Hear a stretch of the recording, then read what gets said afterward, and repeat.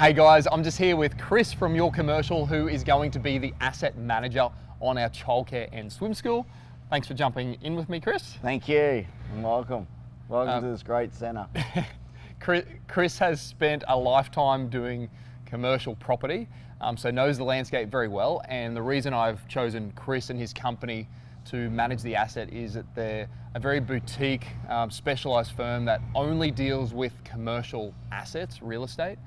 And Chris and I have known each other for a number of years, and so I have that level of trust with him and know that himself and the team are going to look after not only the asset but also us as clients. So Chris, do you want to take the floor and just give us a bit of a background on your history with commercial and what sort of types of assets you've managed in the past? Your Commercial has been around for 8 years. I've been in the industry for 25 years. We've got a few childcare centres that we already manage. Our portfolio is more about client-driven portfolio. We do look after a number of larger assets for private wealthies, and we're a boutique company where we're always just a phone call away and we can discuss anything that needs. So we're very easy to get a hold of and to solve any issues that anyone has at the time. Yeah, so if you got any problems, call Chris, don't call me. Adam's always the first person to call. Chris is also Brisbane based as well. Yeah. And most of the assets, most of the commercial assets that they manage are in southeast Queensland. So they are local, which helps as well. So that if there is a problem that needs to be solved on site, either I'm local or one of Chris's team or Chris himself can resolve it fairly easily. And I know a lot of investors aren't necessarily based here locally, so you do want somebody that is hands-on or on the ground managing the asset just in case it's needed. I know we get a lot of questions around people, investors wanting to buy their own commercial asset, and that's fantastic that you guys are considering buying your own commercial asset. But Chris, I'm going to ask you a question around, what's the advantage buying your own asset and you own the whole thing 100% versus coming into an asset like this, which may be a bit larger than what most people can jump into, but only owning a small portion of that or having a shareholding in it? It de-risks the whole thing. Like this great development here, you'd need a lot of money to buy this outright, and to have a good quality property in this location and around this area that's going to last a long time. Having a little bit of a share in it, great idea, because you de-risk your whole portfolio.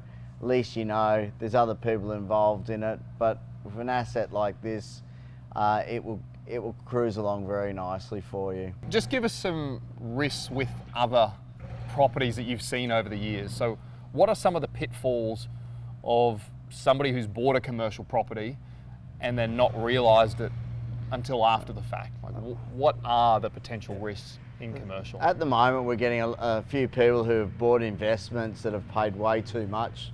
The rent's been skyrocketed, and hasn't given the right yield of the property. So when it comes up to a market view, the new owner's going, well, I should be getting the same rent I was getting a couple of years ago. Which sometimes is not the right rent that they should have been in the first place.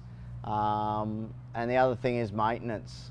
A lot of people are buying buildings that just have very poor maintenance history, and they're left to clean it all up after they've bought the property without knowing what the maintenance history was on it and what needs to be done. Like really at the moment, the biggest thing I see is box gutterings. Like so many people don't realise there's a box guttering in a commercial building, and like they're the biggest thing that you have to have a look at first, because the water that we've been getting recently has wet a lot of buildings. So it's quite interesting to see what people buy and don't understand about commercial property. Like with this asset here, it's brand new. It's going to be hopefully no maintenance problems. There will be a few teething ones in the beginning, but that's normal with a new building. But once they're out and done with, this will be a great asset and it'll just cruise along. Yeah. And we call the builder if anything goes wrong anyway. Yes, yeah, we have his number. So if there's any maintenance in the first little bit, we call the builder. Yeah. And he can come and fix it. So Chris, you mentioned about tenant risk when somebody buys a building and having an expectation on how much money they're going to get in rent. And with a commercial asset, we all hopefully want to be able to get a better yield than investing in residential, because there's certain risks and elements. So this building has a childcare operator, and it's also got a 20-year triple net lease. How does that compare to somebody buying another asset that doesn't quite have the same lease terms? Well, the average building out there at the moment is getting a 3 or a 5 year lease. So Yep. every 3 years or every 5 years, you've got to go and find a new tenant.